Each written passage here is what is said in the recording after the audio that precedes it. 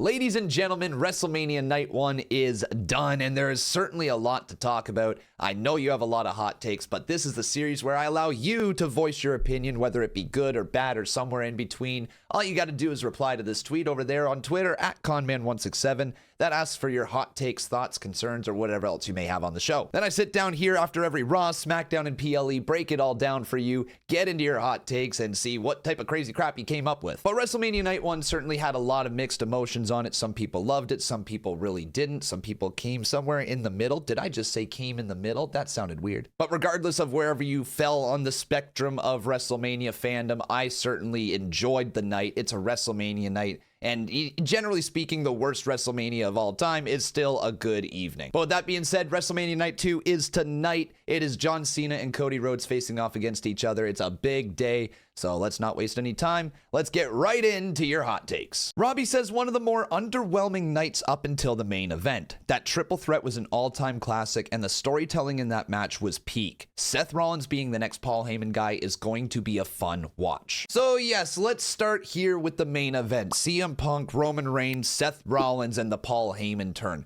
Look, I know that the entire show going up into this match maybe wasn't the greatest of all time, but I had a moment of clarity while I was here overnight resting and getting some good beauty sleep. The thing about this WrestleMania was there was lots of great moments. There was lots of great moments that you can say, hey, I enjoyed this spot, I enjoyed that moment, I enjoyed this thing that happened over here.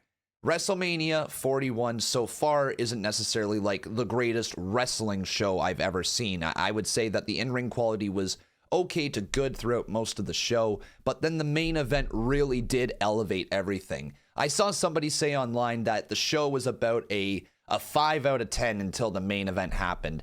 I think it's a little better than that, probably around a 6 to a 6.5 before the main event, but there is no question about it. Roman, Paul, Punk, Seth, everybody involved in that main event put on a 10 out of 10 banger. It will go down as one of the greatest WrestleMania main events in history. I'm going to be real with you. Like, that ending with Paul Heyman turning on both Punk and Roman Reigns is a generational ending that changes the landscape of WWE moving forward.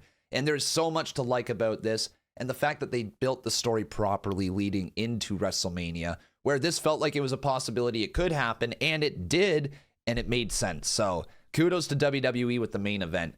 The rest of the card before that, we're going to get into more of the matches themselves, but generally speaking, it was fine for what it was, but the main event truly delivered. But let's talk a little bit about that hate. Phil says night 1 will get hate, but it did exactly what it needed to. Most of the booking was on point, and that triple threat stole the show. Easily the highlight of the night. This Heyman and Rollins alliance, absolutely the perfect way to go. I can't wait for the first promo on Raw. Night 1 certainly will not be loved by the fans, but like, I was one of those people when it first happened, immediately after WrestleMania. I was left in a bit of a weird state because I loved what happened with that main event match, but then I also didn't really love the rest of the show. And I think in part of that was due to I have been streaming since Monday at noon. I think that's probably playing a little bit of a factor in how I was rating the show and what I was thinking about immediately after. But I had some time to digest it, watch back some of the stuff while we weren't necessarily screaming at the top of our lungs. And there was a lot of good things that happened. If you look at Jey Uso winning the world title, that's a cool moment. If you look at Jade Cargill and Naomi's match, I think that was a very fun match for what it was. El Grande Americano's entrance to the ring, and of course, like the steel plate in his head and all that stuff, that was good. But also Rey Fenix losing in his first WrestleMania match isn't the most amazing thing, but we can deal with it. You go then into that main event as well, just so good.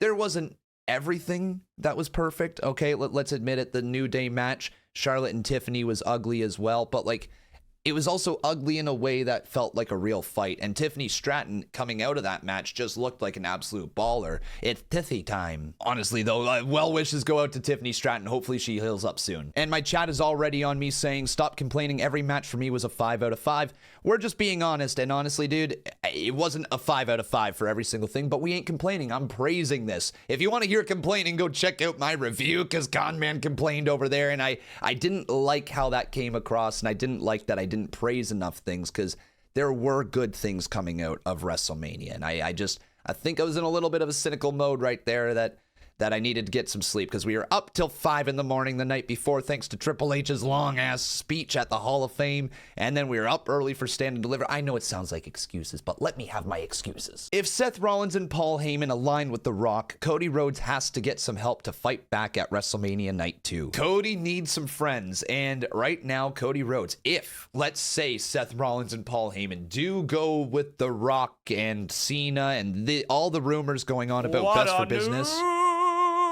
Install. My chat loves me. But if we really are moving in the direction of like this alliance, a dangerous alliance, if you will, between Paul Heyman, Rock, Cena, and Rollins, we could be building to something big in the future. And Cody Rhodes would then need some people to fight alongside of him.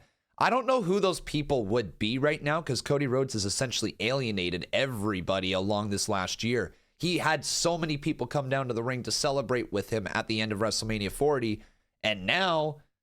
I don't know who Cody Rhodes has come down to the ring. You could maybe get like a Jey Uso in there. You could maybe see if there's like something more with Roman Reigns if you want to lean into that. Like, but again, what's next that way? Randy Orton could go there, but maybe Randy Orton turns on Cody Rhodes as well. There's a lot that we have to dissect, and if Cody Rhodes does end up going up against a potential faction with all these people, I wonder if there's a certain legend out there who likes to drink beer and kick ass who might be able to show up and help him at WrestleMania Night 2. Wonder if Stone Cold Steve Austin is available. I mean, he is in Vegas after all. What? Now, when it comes to Night 2's main event, Cody Rhodes versus John Cena for the WWE Undisputed Championship, it could very well be one of those crazy send everybody out there, smoke and mirrors, lots of run-ins, all that. It might be a match like that. I just don't know how that happens unless we get like a last-minute addition of like a no DQ or something along those lines. But chances are, if this does get like all messed up and like you have a ref bump and all that, then shit is going to hit the fan. And I fully imagine we see The Rock come out in this match. And I fully imagine, and I know this is wishful thinking, but a boy can wish, right? Did I just call myself a boy? I'm a man. I'm a real man. But a guy can wish, and I wish to see Stone Cold Steve Austin at WrestleMania 41 Night 2. I want to see the glass shatter. I want to...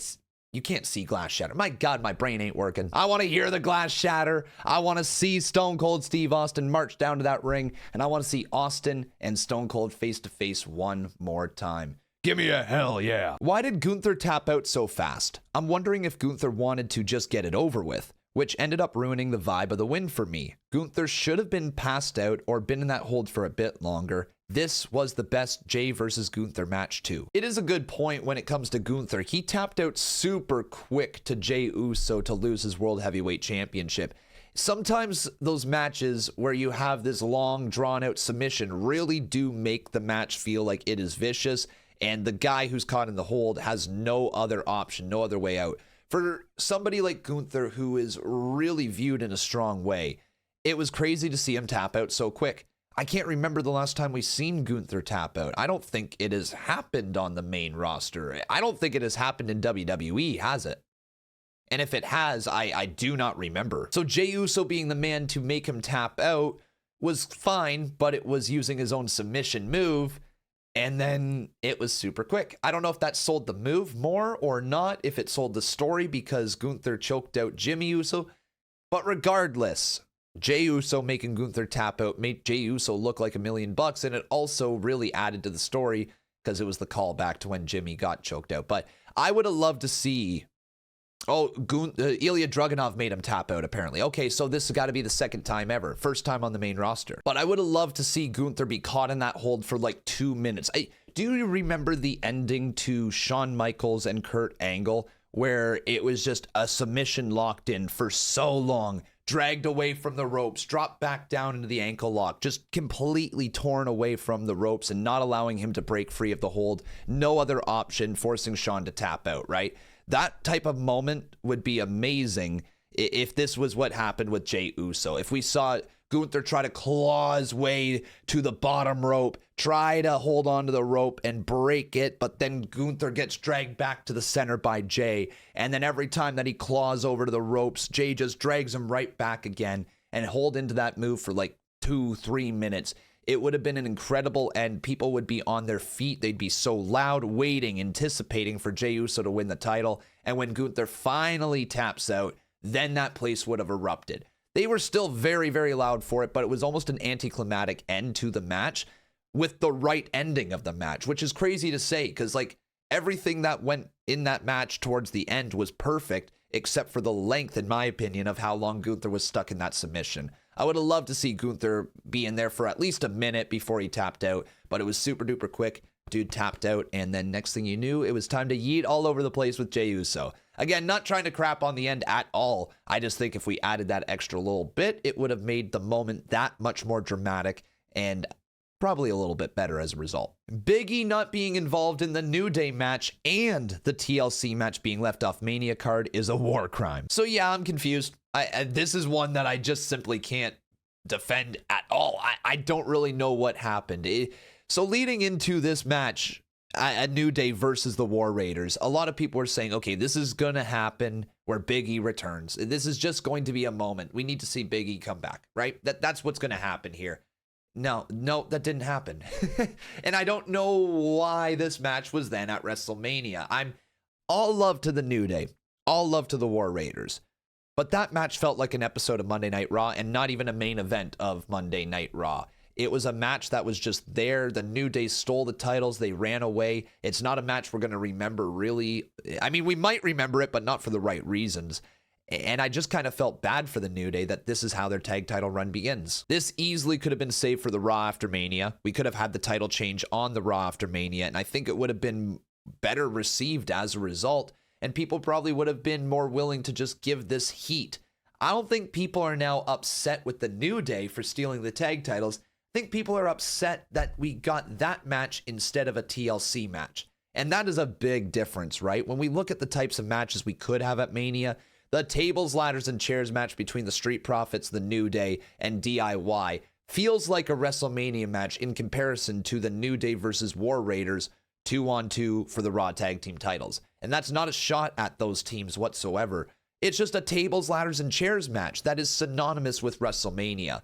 And if you would have been able to replicate what the Dudley Boys, Edge and Christian, and the Hardy Boys did all those years ago, maybe not to the same level, because that is like one of the greatest matches of all time, but to that same effect where you had three great teams go out there, put on some incredible spots, and really wow the crowd.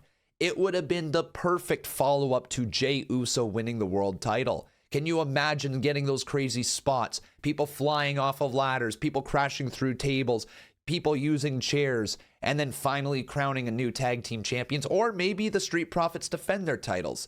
It would have been one of those WrestleMania moments that I'm scratching my head wondering why this wasn't on WrestleMania. Like, I know we're going to get it on Friday, and this is the last time I am going to mention it because it's been done. There's nothing we can do about this.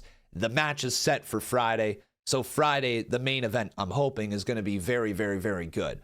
But it is just a reminder that WrestleMania matches have to feel like a big deal, and you can't just throw matches on there when you're hyping up other matches later in the week. Like, if you got a match that is incredibly hyped up and it's WrestleMania season, put that match on the card. What are we doing here? Tiffy winning was 100% the right call. I have to agree with this. I personally selected Charlotte Flair to win this match because I was thinking we were going to go into a longer build. I thought Tiffany Stratton was going to have to fight and claw her way back to the title, and then it was going to lead to a SummerSlam main event.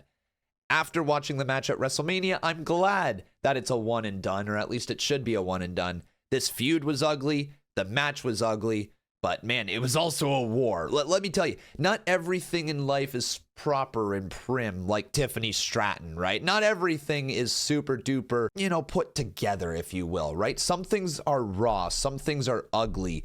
And this feud between Tiffany and Charlotte Flair got ugly right from the get-go when they started taking jabs at each other, when Charlotte Flair was essentially little sistering her. I don't know if you can say that. It's little broing, but like, you get what I'm saying. And then Charlotte Flair talking all over her during that split screen interview, Tiffany Stratton using some shots, and the entire world just completely enamored with what was going on, not knowing was that meant to happen.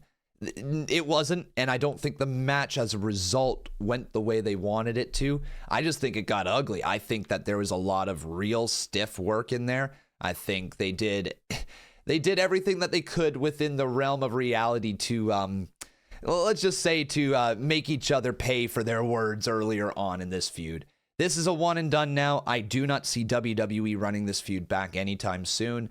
The chemistry in the ring just didn't feel like it was there. But I also wonder if like cooler heads had prevailed, if maybe this feud didn't get as ugly as it did, if the chemistry would be there. So it could be worth revisiting in the future. But as of now, it was one of those matches that watching it felt like you were watching something really ugly. And again, wrestling isn't always pretty.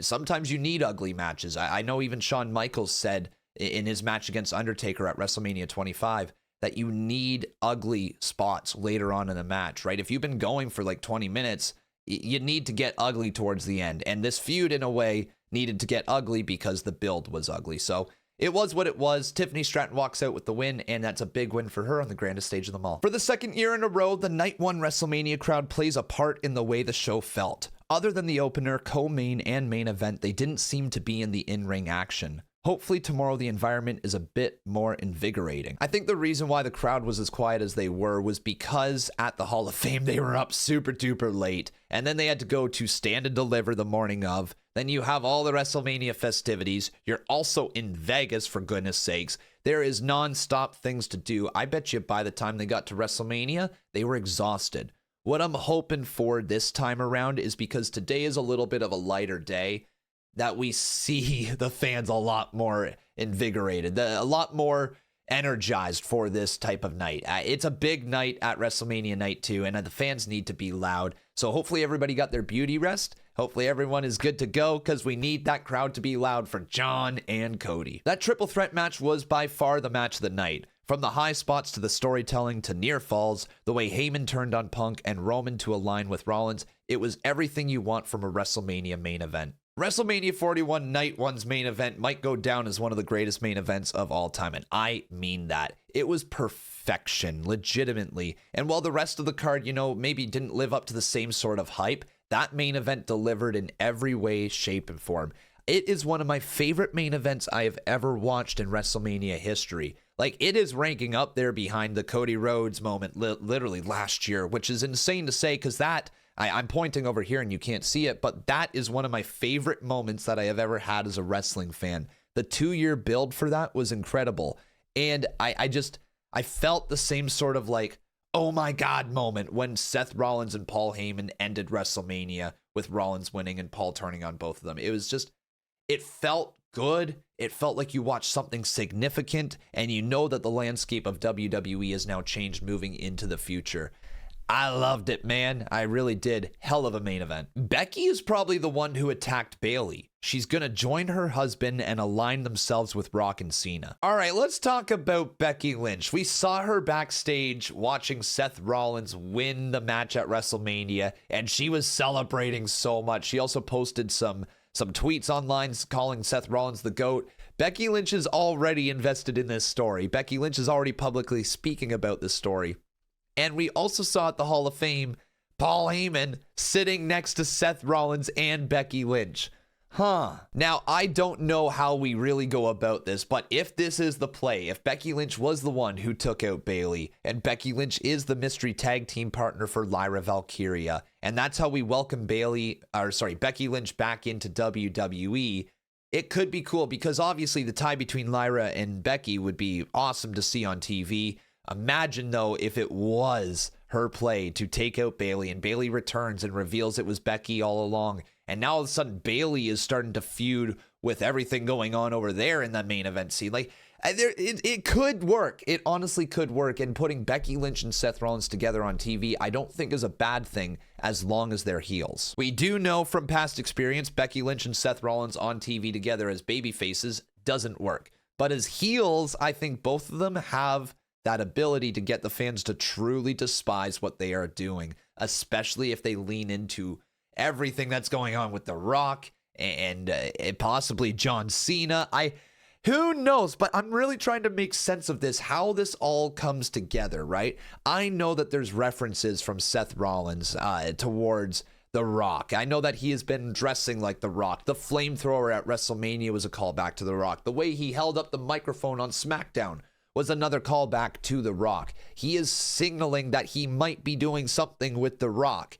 If that all gets tied in, though, I don't know how it makes sense right now, and we would need to fill in the blanks. Because at the moment, I don't know what to think. Maybe Rollins is the guy who has officially sold his soul. Maybe after all that, maybe after Cody Rhodes said, no, I'm not selling my soul. Maybe the plan always was for Rollins to be plan B. Because there's always a plan B. This is a good way to start a feud with Solo. What a match between LA Knight and Jacob Fatu at WrestleMania. Very, very well worked and entertaining as hell. I thought we were maybe going to see a squash match and Jacob Fatu was just going to go over and just crush LA Knight. But no, we actually got LA Knight showing out in that matchup. The two went out there and honestly tore the house down. It was the best match of the night up until the main event, in my opinion. And everything that went on with between those two guys showed why they both belong in that title picture. Hell, why they both belong in the main event picture. But now the question is, what is next for Jacob Fatu and what is next for LA Knight? Yeah, it's gotta be Solo Sikoa and Jacob Fatu over that United States title, which I'm a little surprised we didn't see more of Solo involved in that match. As I said in my review, it would have been cool to see like Solo actually hanging around at ringside. Because then in the back of your mind, you'd be like, is Solo going to cost Jacob during this match? Is something going to happen here that is going to lead to some dissension between Jacob and Solo? But no, Solo just said, go down to the ring, said bye to him, walked back. That was it. He didn't accompany Jacob Fatu to the ring, and Jacob Fatu beat LA Knight clean. This could very well lead to some jealousy from Solo Sikoa, because if you look at where we were going with Solo, a year ago, he was in the main event. He was part of that whole main event match. Yes, he wasn't actually in it, but like he was featured heavily. And then after WrestleMania, he became the new head of the table. He had the Ula Fala. He was the guy representing their entire family. And he was bringing all these mercenaries and these evil men to be alongside of him. And now Solo Sikoa is just pushed to the side. Jacob Fatu won a title. The title that Solo has never won. Solo has not won much in WWE. No WWE championship, no mid-card championship. Last thing that he actually won was the North American title, and that was back in NXT. It's been a hot minute since he couldn't even win the Ula Fala. Solo has had loss after loss after loss that I imagine seeing Jacob Fatu, a guy who just recently came to WWE, seeing that family member have all the success while Solo has none has got to eat him up inside. And I imagine Solo Sikoa is going to snap on Jacob Fatu sooner rather than later. Pinned at back-to-back WrestleManias. Look, this isn't a hot take. I just want to remind all you Roman fans that Roman Reigns was pinned at back-to-back WrestleManias. Yeah. Let's go. Also, just to reference what I said earlier about Tiffy time, there you go. It's Tiffy time. 100% sure Bayley is not injured. They just want a legend to make an appearance, and it's a slap in the face of Bayley. Yeah, what's going on with Bayley? She was supposed to be in a match tagging alongside Lyra Valkyria, and then randomly at the start of WrestleMania, she's just taken out by somebody, attacked. Apparently, this was the plan all along. Apparently, this was creative's direction the entire time. Which just has me questioning why. What was the overall thought process having Bayley be announced for WrestleMania only to have her taken out? Unless it's part of a bigger story at play here that's going to get the fans more behind Bayley, draw some sympathetic ties to Bayley, I guess. The fans are going to care about Bayley being pulled from WrestleMania, so then that will get them behind them. All right, understood. But this was the plan all along. Then I need to see what the plan actually is going to be. Because if it is a returning Becky Lynch, and it is revealed that Becky Lynch took out Bayley, then that's an interesting story that we might have to explore. But if it was just, we don't love this tag match being at Mania, there's not much of a build, you just went through a gauntlet for it, let's pivot here and let's put somebody else in the match, and we'll have you be written off of Mania. You gotta feel bad for Bayley, because just a year ago, she went in and she won that title, right? She took that championship away from Io Sky, and unfortunately, now here we are. What's next for Bayley? He's back. This is always what I hoped for Seth's Messiah character. Cunning, scheming, manipulative. Everything Seth's visionary character is, and it was spectacular to see that play out on the grand stage of WrestleMania. Are we seeing the return of the Monday Night Messiah? After WrestleMania 41's main event, that could be the case. Rollins is now aligned with Paul Heyman, and Paul Heyman could very well see the future, see the vision, and see the greater good. During the pandemic, Seth Rollins had this amazing Monday Night Messiah character that really never got off the ground because there was no live fans. He had something cooking right here, and slowly but surely that character evolved to be a very interesting character that I wanted to see more of. But before we knew it, before we really got anywhere with the Monday Night Messiah character, we started to see a shift into more of the drip god to the current Seth Rollins character that we have. A little more goofy, a little more over the top with how he dresses. What I'm hoping is what we saw at WrestleMania at the entrance of Seth Rollins, where he comes and burns it down in all black. I hope that's him referencing that he is about to cut out all the fancy clothes that he wears. I hope that it's just going to be straight up this chiller, darker demeanor of Seth Rollins, more serious, more willing to change things in WWE because he's doing it for the greater good. And with Paul Heyman by his side, we might very well get to see what this Monday Night Messiah character was supposed to be all along, if not better. Honestly, this might be a blessing in disguise that we didn't get to fully explore the Monday Night Messiah character before, because now with Paul Heyman by his side and live fans in attendance, this might be a generational run, and honestly, could be a career-defining run from Seth Rollins. Rollins has always been viewed as kind of like the third wheel in everything going on, even from the days that he started in WWE where he was with The Shield. You had Roman Reigns, who was positioned to be this big, strong, tough guy of the group, who is obviously being primed for bigger things in WWE. Then you had the mouthpiece in Dean Ambrose at the time, who was essentially viewed as like the quote-unquote leader of the group, right? They didn't have any leaders in the Shield, but it was always Dean Ambrose doing most of the talking. And then Seth Rollins was there. Rollins was the good in-ring worker. Rollins was the guy who was going to do a lot of the heavy lifting for the Shield in that ring. But he never got the love. He never got the respect that the other two got. And the moment that he turned and joined the Authority showed that he was willing to do what's best for business at that time. That hasn't changed, in my opinion, for Seth Rollins. He sees the future. That's why he says he's a visionary. He sees where things are going, and he saw the direction WWE was going in, and he needed to make a stand. Rollins returning to the Monday Night Messiah character with Paul Heyman by his side might just be one of the greatest things that could possibly happen to WWE. This crowd was one of the worst WrestleMania crowds we've had in a very long time. They were chanting nothing. They were lifeless. The only time it felt like they cared was the main event when it came along. They overall were just horrific in every sense of the word. That was a little harsh. I don't think they were horrific in every sense of the word, but the crowd certainly was a lot quieter than we were expecting and have been accustomed to over the international tours. I do think that this was more of a regular WWE crowd. It's WrestleMania, so what you end up having is you end up having overpriced tickets, so then that prices out the regular hardcore fan. You get a lot more casuals there. You get a lot more families that have money to burn. You get celebrities. You get comp tickets. You get people like, oh, let's go and let's have a great time. I'll rent out like 20 seats and we'll just go and watch WrestleMania in Vegas and have a great time down there. That's what it was this time around. And so I'm not certain that Night 2's crowd is going to be much better. I do think they will be a little better because we didn't have the Hall of Fame till like whatever time in the morning. We didn't have Stand and Deliver the morning of. It's probably going to be a little chiller of a crowd because they got some more sleep, but also at the same time, they'll probably be more into the wrestling and making those fun chants as well.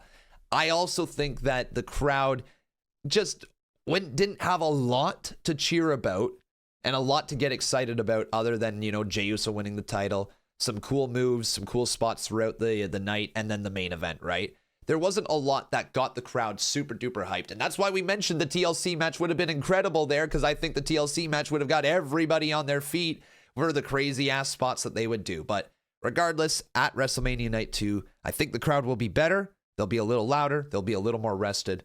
But maybe I'm wrong. Who knows? Naomi should have won, period. I hope WWE does not mishandle Naomi's incredible journey as a top female heel. Her heel turn is one of the greatest heel turns in wrestling history, and her performance as a heel in 2025 has been outstanding. I truly hope WWE will finally give my GOAT her due and allow her to be the first black woman to win Money in the Bank this year. She deserves it, period. I love the idea for Naomi for Miss Money in the Bank this year. She has crushed it as her heel character. And I don't think she's going to be hurt whatsoever from this loss against Jade. If anything, I think it will build on her character. Naomi right now is a little lost. She's a lost soul. She doesn't have her friends in her life anymore. She's going through a change. She's proceeding with caution with everything in her life. But it does have to lead to a payoff.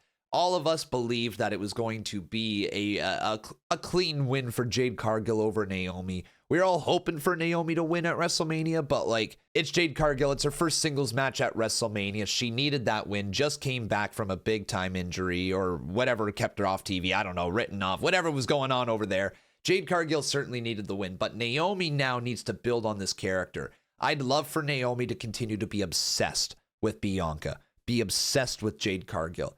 Let that obsession turn into violence. Let her get darker into this character. Because if we can build up a Bianca, Jade, and Naomi triple threat match, that right there might main event SummerSlam Night 1 or hell, even Night 2. Especially if Bianca Belair is to win the championship at WrestleMania Night 2. I would also love it if Naomi helps Bianca Belair win the championship at Night 2. Can you imagine if Bianca didn't want the help, but Naomi did help her and Bianca took the help? Well, then Jade Cargill would be saying, see, I know you're taking her help. I know you're on her side. Bianca could say, I don't want her help. I didn't ask for her help. Naomi then could say, I helped you. I love you that much. I care more about you than her. You see where I'm going with that? That could be a dynamic for a triple threat main event. And if we allow Naomi to become this obsessed character, to allow her to grow and develop up the card, well, then maybe Miss Money in the Bank this year is the right call for Naomi. Maybe that is the right call to put that briefcase on her. And maybe eventually Naomi, as this darker proceed with caution character, could become the women's champion once again. But that's it for your hot takes. Let me know any other thoughts that you have down in the comment section below. And also make sure you leave a like on this video. Make sure you subscribe to the channel and turn on those notifications as we upload wrestling videos every single day. And if you want somebody to watch WrestleMania Night 2 with, we are live right now on twitch.tv/conman167. This subathon is going ham right now. We got another minimum 20 hours left in this subathon, and who knows if we're going to continue to run into next week and beyond. So make sure you guys come join us. It's going to be a great weekend, going to be a great night. Can't wait to see you there, but thanks again for watching. Chat just dropped a fart at the very end. Thank you for that. That's awesome. What a great outro. All right, thanks again for watching, and we'll see you tonight for WrestleMania Night 2.